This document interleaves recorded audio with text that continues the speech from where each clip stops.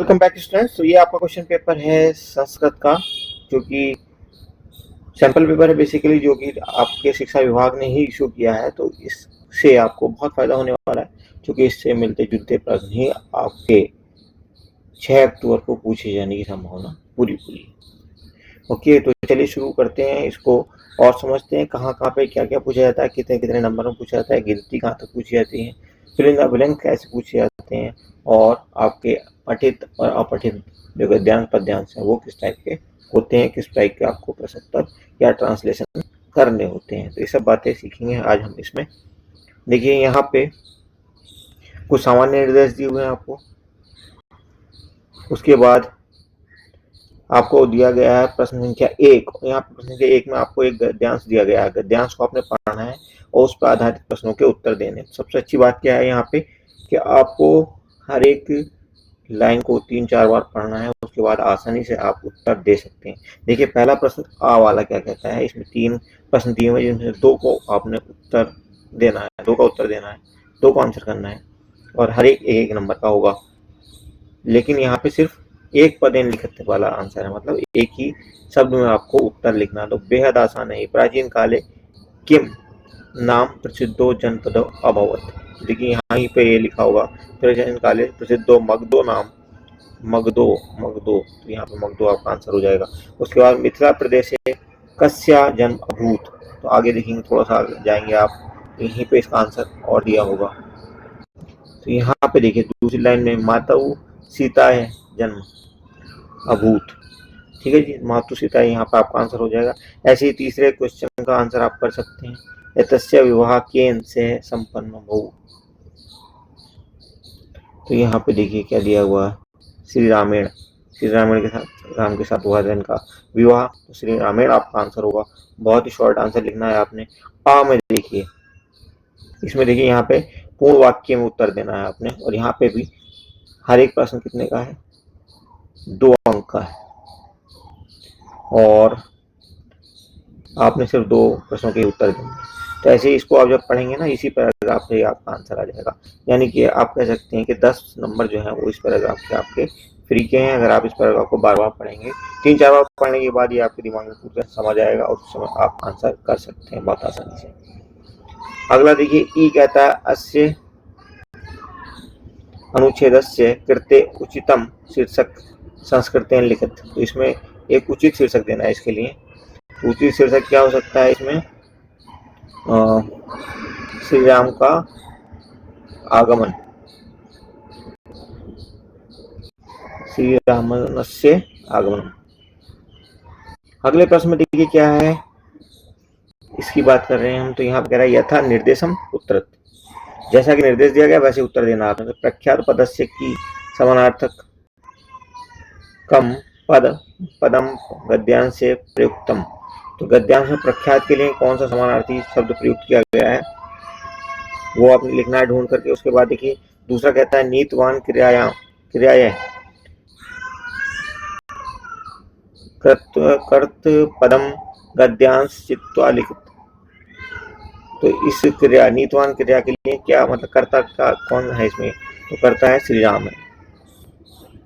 उसके बाद आता है आधुनिक काले हितस्य विलोम पदम गद्यासत चित्वा लिखत।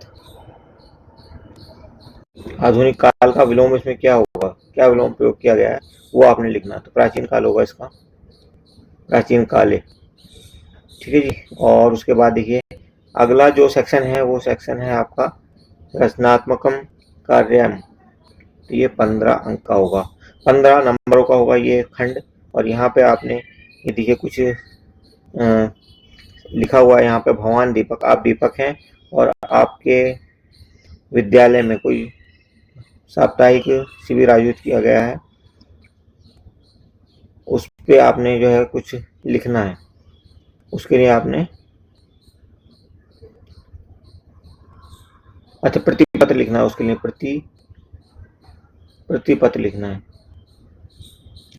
और इस मंजूषा का उसमें प्रयोग होना चाहिए। जो शब्द आपको यहाँ पे दिए गए हैं उन सब का प्रयोग आप करेंगे। मंजूषा मतलब ये जो बॉक्स में शब्द दिए हैं इसको हम कहते हैं मंजूषा।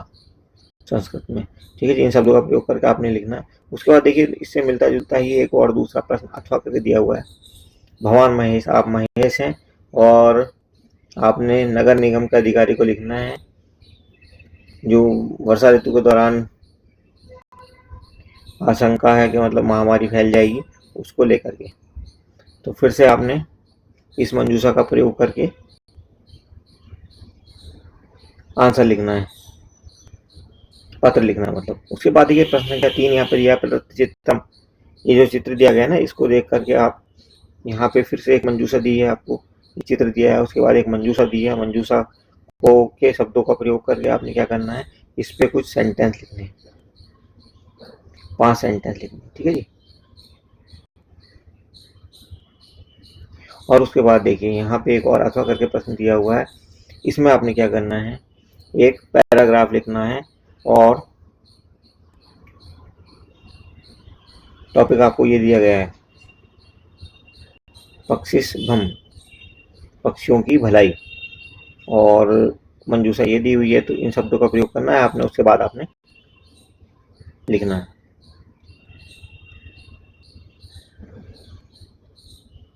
उसके बाद देखिए प्रश्न संख्या 4 में कहा गया है आपसे ट्रांसलेशन आपने लिखना है। इन सभी वाक्यों का आपने जो इंग्लिश में और हिंदी में आपको दिए गए, तो इसको ट्रांसलेट करना है किसमें, संस्कृत में। ठीक है जी। उसके बाद खंड ग आ गया आपका, अनुपयुक्त व्याकरण यहाँ पे पूछी गई है आपसे। तो पार्ट आ में क्या कहा गया, तो लिखितेषु रेखांकित पदेषु संधि संधि विच्छेदम व लिखत। संधि या संधि विच्छेद लिखना है। तो अगर विच्छेद दिया है तो आप दोनों को ऐड करके जो मूल वर्ड है वो लिखना है, जैसे सूर्य प्लस उदयात, सूर्य उदयात बन जाएगा। उसके बाद ऐसे ही आपको एक और वर्ड दिया है यहाँ पे तोड़ करके, तो इसकी संधि क्या होगी, संधि के बाद क्या वर्ड बनेगा वो लिखना है आपने। और यहाँ पे जो पहला और दूसरा है उसमें आपने संधि करने के बाद आंसर देना है। अथवा करके एक और प्रश्न दिया हुआ है ये आपके सामने, तो यहाँ पे भी आपने इसी ढंग से उसको पढ़ करके आंसर करना है। फिर छठा प्रश्न देखिए यहाँ पे दिया है, प्रदत्त विकल्प लेब उचित शब्द रूपाणी चित्वा, उचित शब्द रूप का प्रयोग करके इसको भरना है आपने। ऑप्शन यहाँ पे लेकर आपको दिए हैं, तो ऑप्शन दिए हैं तो इन ऑप्शन से तो उचित शब्द आप चुनेंगे और भर देंगे अकॉर्डिंगली।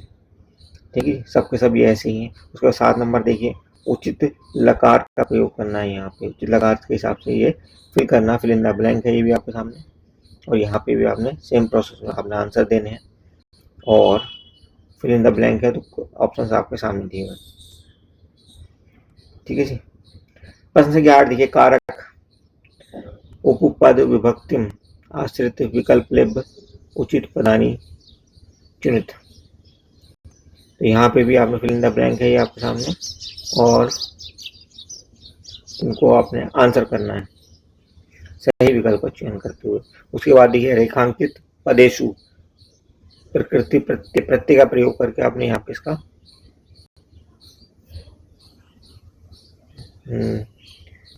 प्रत्यय बनाना है, बेसिकली प्रत्यय लगा करके शब्द बनाना, सॉरी, और उसका फिर यहाँ पे आपने उचित प्रयोग करना। प्रयोग का मतलब इन द सेंस कि पहचानना है आपने क्या बनेगा।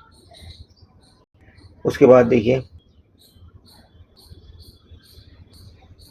10 नंबर प्रश्न दिया है, उचित संख्या पदानी। अच्छा, संस्कृत में आपने ये संख्या लिखनी है। अब देखिए बहुत सारे बच्चे इस कंफ्यूजन में रहते हैं कौन सी संख्या पूछी जाएगी कौन सी नहीं पूछी जाएगी। तो देखिए 87 भी पूछी गई है, 16 भी पूछी गई, तो 100 तक की गिनतियाँ तो आपको याद होनी ही चाहिए। 100 से कम पे अगर आप तैयारी करते हो तो ये आपके लिए रिस्क हो जाएगा। ठीक है जी। 48 भी पूछ जाती है, 34 भी पूछ लिया। 11 नंबर प्रश्न देखिए, यहाँ पे आपको हर एक प्रश्न है आधे नंबर का, यानी कि टोटल 4 प्रश्नों को उत्तर देने हैं आपने। इसमें फिल इन द ब्लैंक है, उपसर्ग संयोज्य वियोज्य लिखना है। पराजित में देखिए इसको तोड़ना है और आपने लिखना है। ऐसे ही आपने दूसरे शब्द के साथ भी करना, सज जाता। और चौथे में क्या करना है, इसका देखिए उल्टा है सबका, इन सबको जोड़ करके एक नया शब्द यहाँ पे लिखना है। 12 नंबर प्रश्न देखिए, अव्यय का प्रयोग करना है यहाँ पे। ओके, यहाँ पे मंजूषा भी दी है, किस अव्यय का प्रयोग यहाँ पे करेंगे आप, कदा का या स्व का।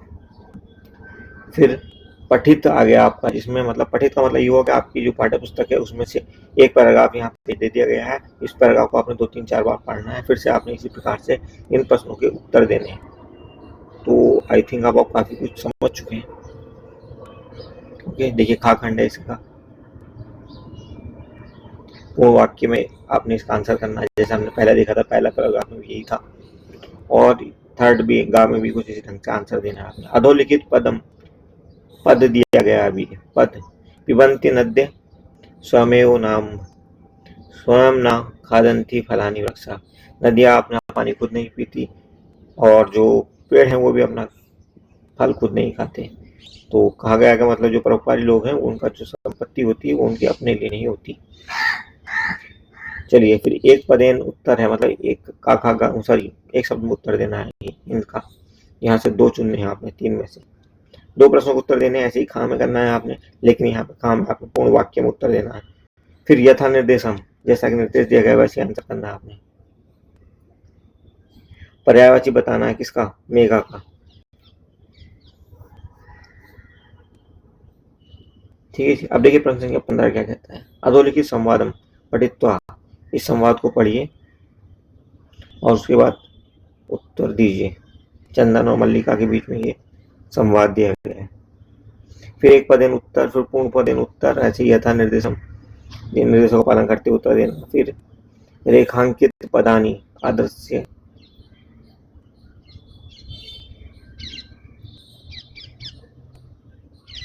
इन शब्दों का जो कि रेखांकित है इनका प्रयोग करके आपने प्रश्नवाचक प्रश्न बनाने हैं। प्रश्न बना करके आप लिखोगे इस प्रश्न का 16 कह रहा है इसमें।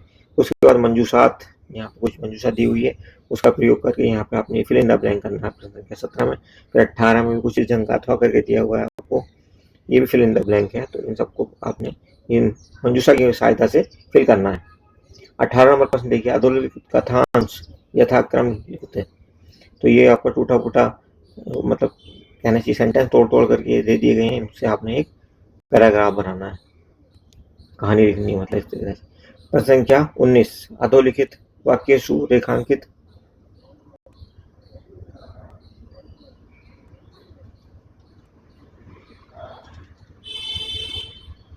रेखांकित जो शब्द है ना, इनका आपने मुंह बनाना, समानार्थी बताना है।